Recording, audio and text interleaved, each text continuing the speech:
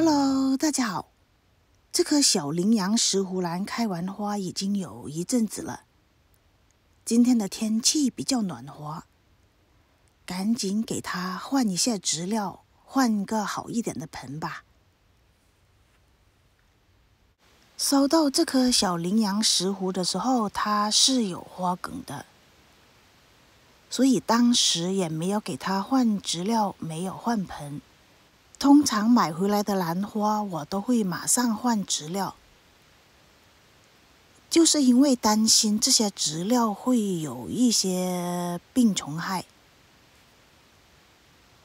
小羚羊石斛兰是秋石斛，秋石斛一般都是在顶端长出花梗的。它跟一般秋石斛一样，对温度的要求不是很高。它可以耐高温，也可以耐寒冷。在夏天100°C的温度，如果不是直接晒太阳，它也是绝对没有问题的。今天准备用3寸的小陶盆把它种植起来。植料还是用桃粒、木炭、珍珠岩、树皮。在植料里我放了几粒这种均衡肥，量不需要很多，1小勺就可以了。这是基础肥，平常浇水的时候还需要另外的浇一些水溶肥。这棵石斛兰长得非常的好，开过花的花梗就需要把它剪掉。它是没有续花性的，根看上去也是非常的健康。种植石斛兰最好是用小一点的盆，能用小盆最好不要用大的盆。石斛兰的根非常的奇怪，挤一点，它长得更好一些。小一点的盆没有关系。只要这些根能全部塞进去就好了。用的植料也不需要很多。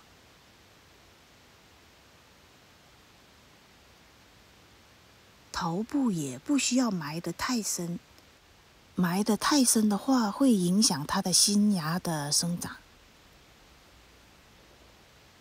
在种植上，它跟一般石斛兰的种植方法一样，对水分的要求也不是很高，见干见湿就是它的浇水方法。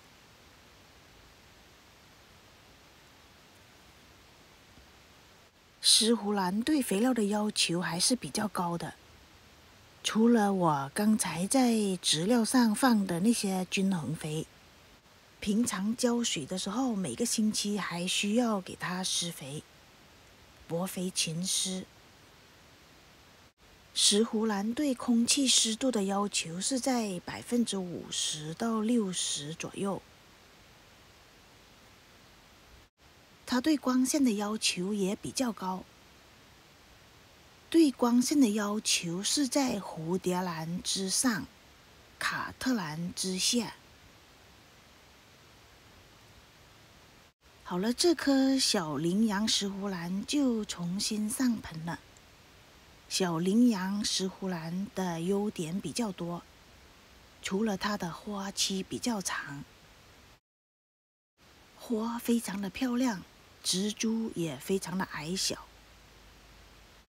也是比较容易种植、比较容易开花的兰花之一。